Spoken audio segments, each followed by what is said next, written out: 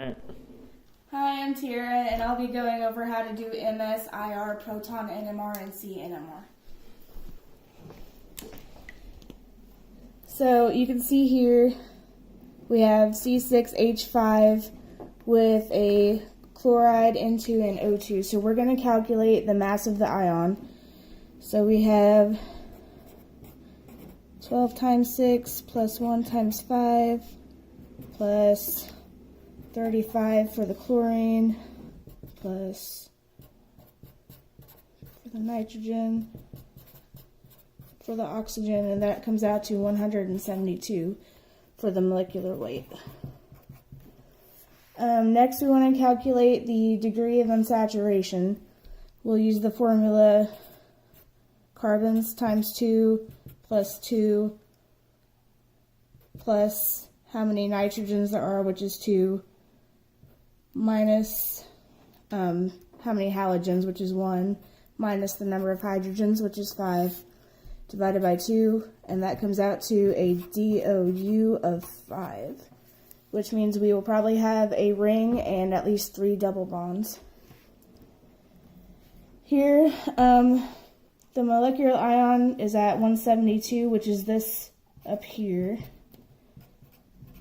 Since this is at 100, this will also be the base peak for our MS.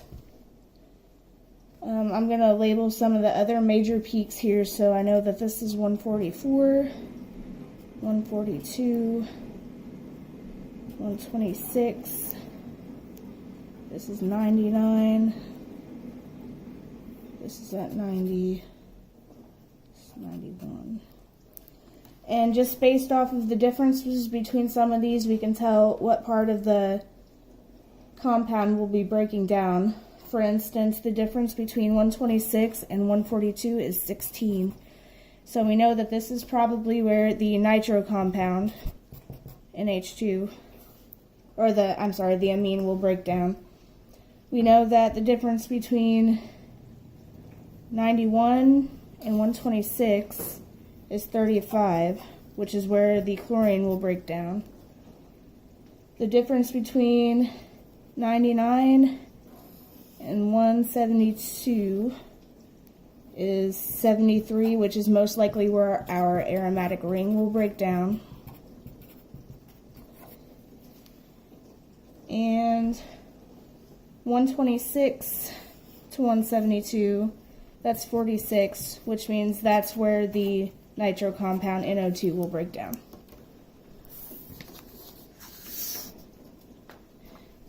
Next we'll do IR. I've already drawn out the zones for each of them, and this is the fingerprint region with all of the halogens and isomers. So we have major peaks in these regions. We know that from 3100 to 3400 is most likely where the amines will be. About 3000, which is this peak, that's probably going to be the alkene aromatic. This big group here, we have 1600s are likely to be amines, whereas from 1500 to about over here is likely to be because of the nitro compounds. And then from 550 to 850 range is most likely to be the alkyl chloride. So it would be these major spikes here, it would be that.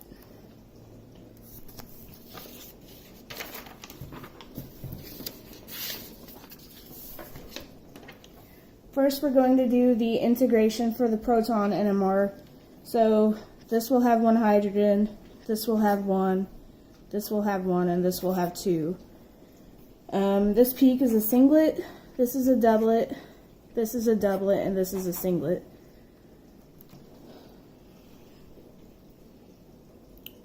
I'm going to go ahead and label these peaks A, B, C, and D.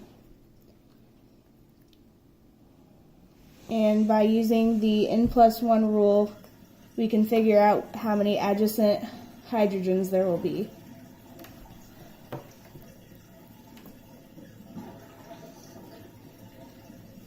So since this is a singlet, we know that there will be 0 adjacent hydrogens. Since this is a doublet, we know that there will be at least 1 adjacent. Since this is a doublet, there is at least 1 adjacent hydrogen. And this is a singlet, so there will be 0 adjacent hydrogens. So using the degree of unsaturation that we found earlier, we're going to go ahead and draw a benzene ring. I know that I have an amine, so I'm going to draw an NH2. And down here I will draw a nitro compound, and we'll put the alkyl chloride over there. So we know that this has 0 adjacent hydrogens. That's most likely to be here because it is most deshielded because of the chloride and the NO2. This will be B because that is the next most deshielded because of the NO2 atom. And it will be next to 1 adjacent hydrogen, which will be C, which also is adjacent to 1 hydrogen, and that's because these two are next to each other. D will be this amine up here, and it has 0 adjacent hydrogens because the carbon that it is next to does not actually have any hydrogens attached to it.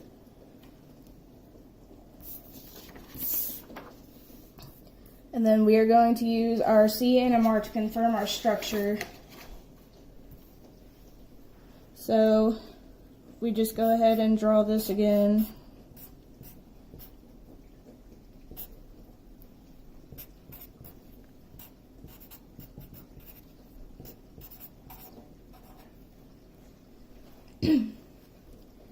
And I will number these. Oops. I know that the furthest one downfield will be the carbon that's connected to the amine, because the amines are in the farthest range to the left. The next carbon will be the one that's next to the nitro compound because it gets deshielded because of that. 3, this one here, will be between the chloride and the nitro compound because it gets more deshielded because of the chlorine. Number 4 will be here because it is the next deshielded carbon because of the nitro compound. The carbon connected to the chloride will be number 5.